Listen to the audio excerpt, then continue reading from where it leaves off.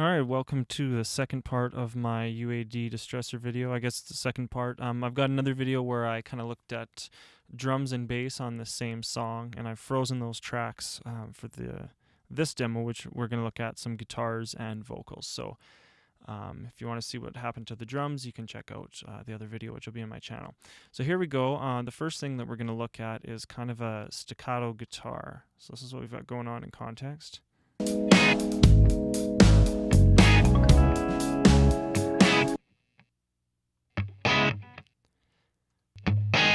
Okay, so you can hear what's going on there. Let's pop in the distressor.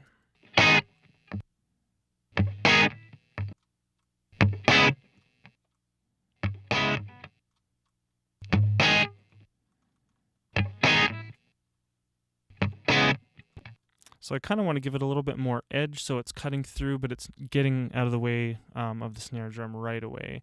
So let's raise a release and get some attack going and see where that gets us. Okay, in context.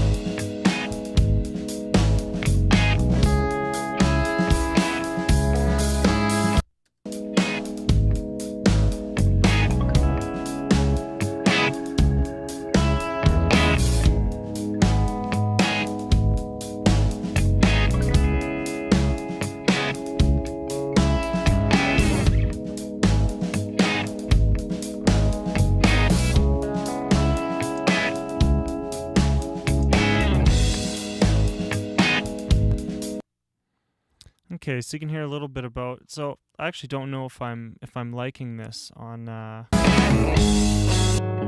the staccato guitar, but you can hear how it's changing the shape of the attack. Probably would take a lot more tweaking.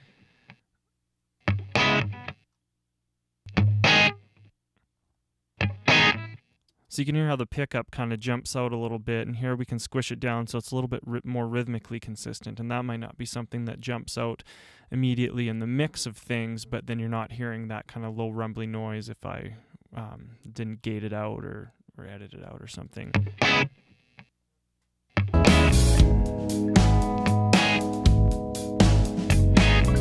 Actually, that's pretty nice right there. So let's just hear without.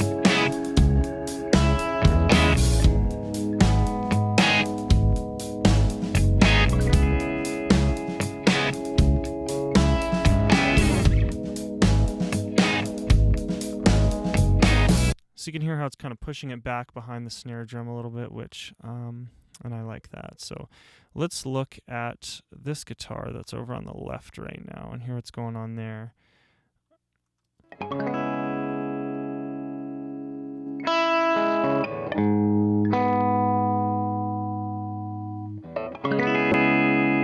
see what we can do with this.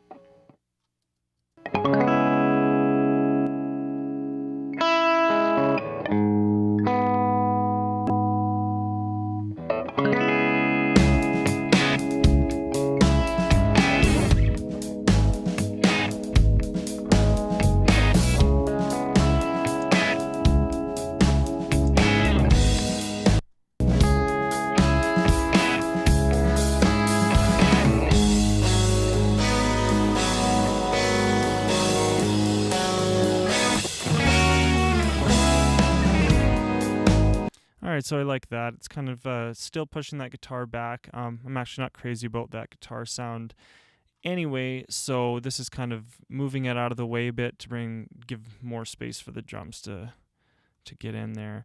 So what do we have going on all together here?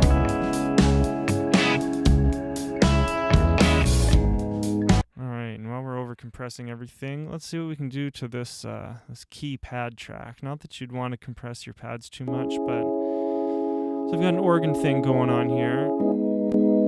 Maybe we can use, actually, I copied this over so you can see it's in dual mono. Let's not do dual mono. Let's do proper stereo here. Dual mono is no good. And typically with UAD plugins, actually, if you just watched the meter here, I'll actually redo it. So if we have, this is a mono plugin, and we copy it over to our stereo track, you can see the usage goes up quite a bit, to 86% there. However, if we mute that and run the proper stereo version of the plugin, we still get stereo, but it's only 74%. So I've noticed that doesn't happen with all UAD plugins, but it does with some, where if you're running the proper stereo version, it's a lot more efficient on your processing card. So here we go. Let's see what we can do with this pad.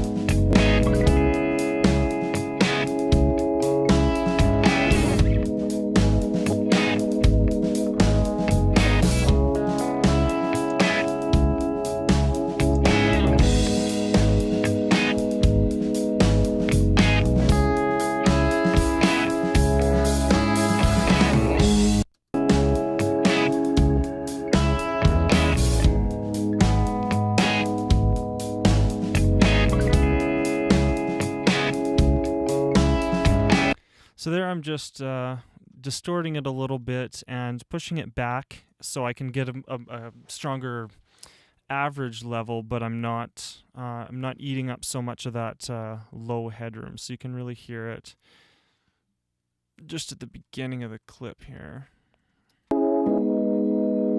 So this is intentionally sounding smaller.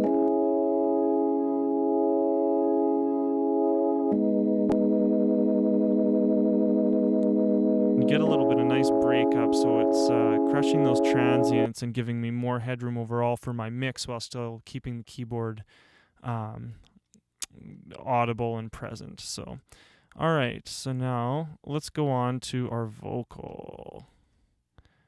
There we go. Mountain roads are ever changing, by my lips so hard.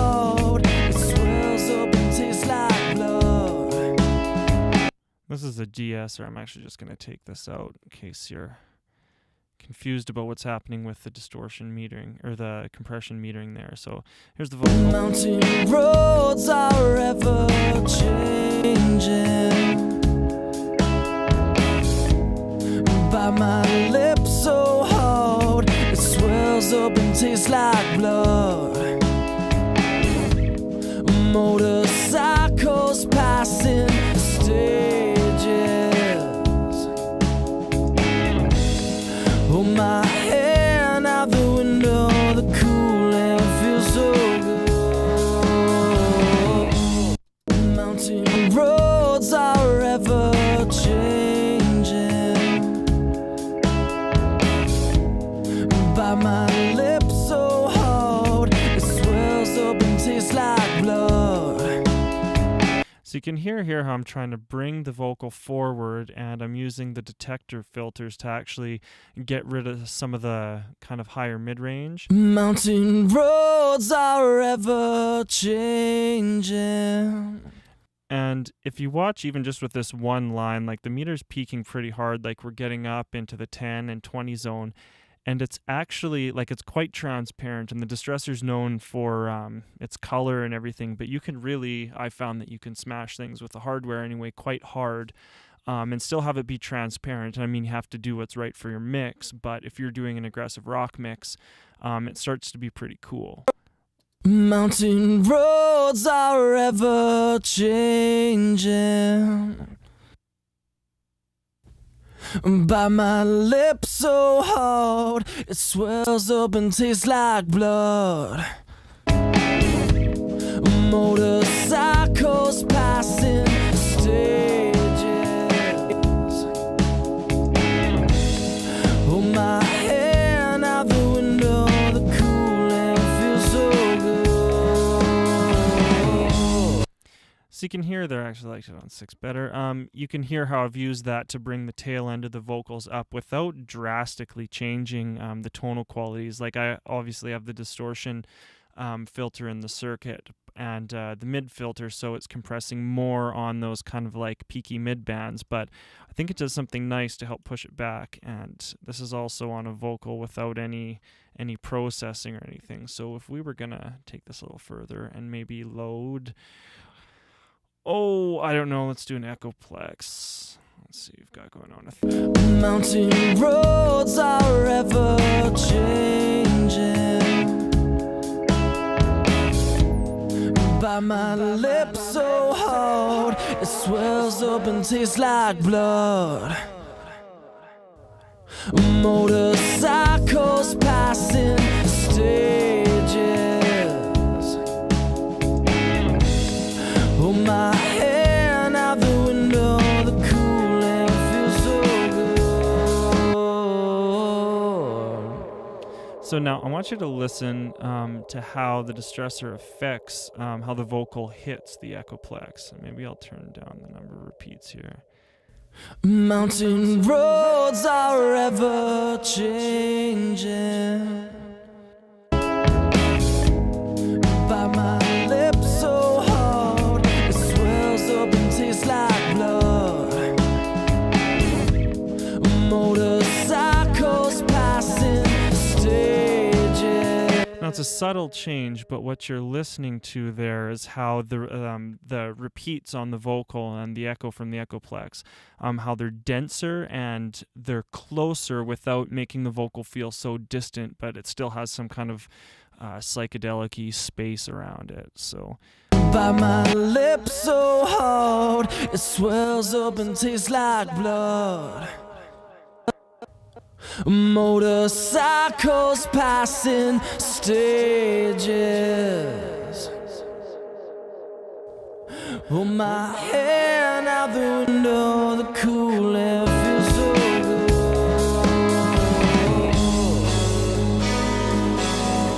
So it's kind of a cool thing that I find only the Distressor does, and maybe sometimes you can get an 1176 with all buttons in to do kind of a similar thing, but it's a little bit different. The distortion's different, and I think it's kind of easier to get with the Distressor, and that's not even on Nuke or anything. Just on 6-1, you can slam it. The filters really help you get there faster. So, and if let's have a listen now to what's going on with the lead guitars.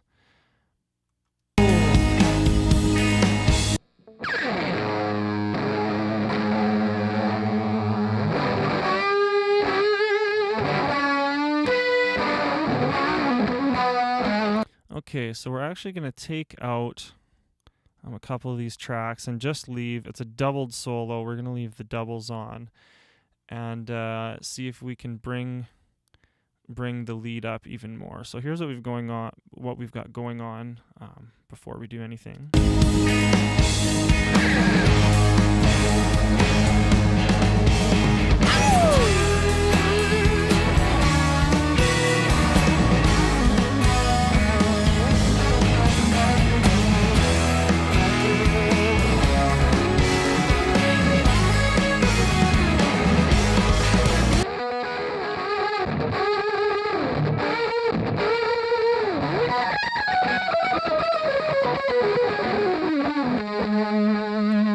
So it's kind of cool, but it's still not really close enough for what I would want for this type of solo. So let's load a couple of distressors on either track. Oops.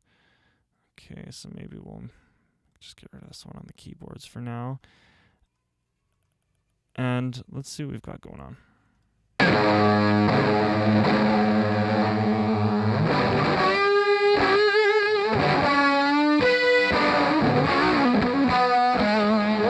So I'm going to start with the one on the right side, and what I want to do is add a little bit more attack and get rid of the bitey quality so I can get the level up. But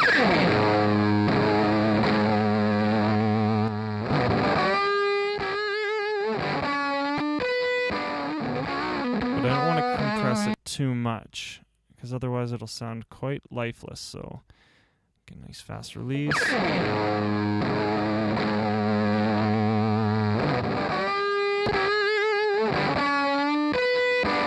Okay, so I've got a nice little jump in the attack there. Now I'm actually just going to copy these settings right over to the other one as well. Let's hear what that sounds like.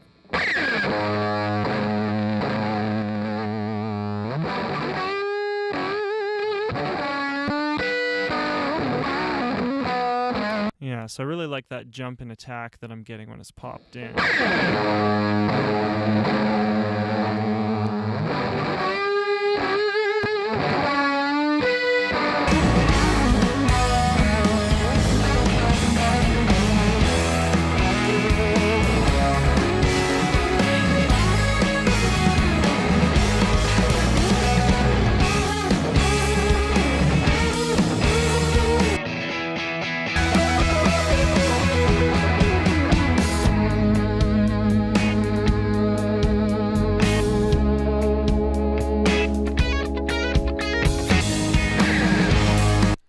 Okay, so that's cool. Now there's one other thing, and I don't know if I would use this in the actual mix of the song.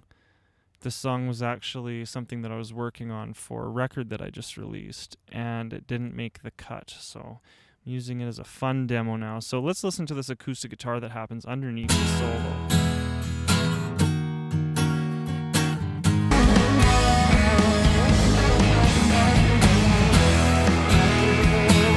So it's kind of a rhythmic-y thing that's going on there.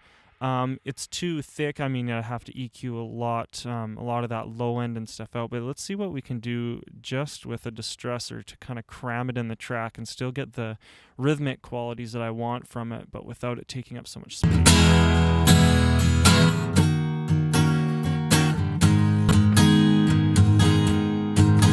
You can hear already, even just popping it in at the default settings, it's already pushing it back and tightening up the low end, but we're going to do that even more. So we're not going to high pass the low end, we're going to get the mid-range up. Let's try distortion 3, give it some input boost, and then probably something pretty tight, like we can even try 20:1. This might be a little much.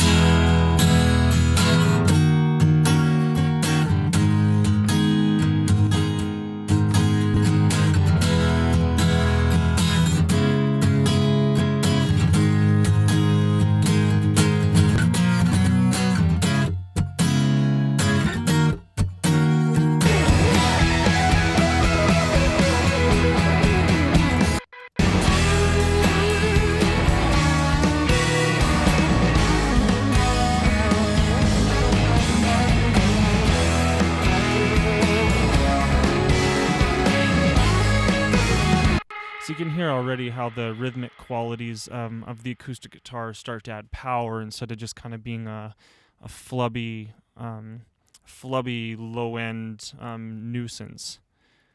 So it sounds like it is compressed quite a bit, but that's kind of what I would want for a part that's already happening in a busy section like this.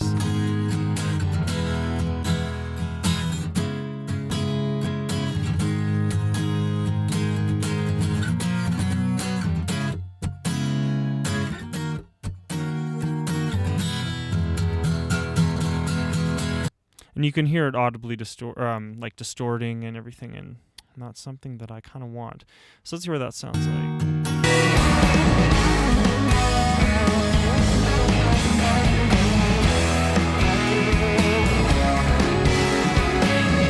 So you can hear right away, as soon as I pop it in, there's a sense of excitement with the acoustic guitar that's adding.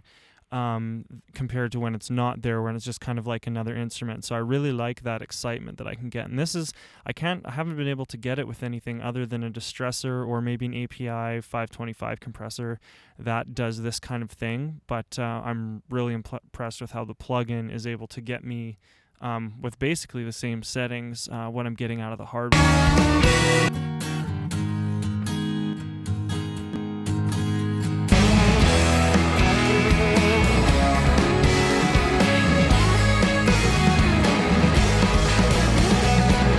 Alright, so that's probably a little bit longer and more rambly of a demo than I was intending, but that's okay. It kind of gets you to see, gives you an idea about how I would actually use it in a mix and everything. So yeah, if you've got any questions, you can comment below and let me know. Maybe I can show you something else as far as how it's being used in the track. Otherwise, thanks for watching.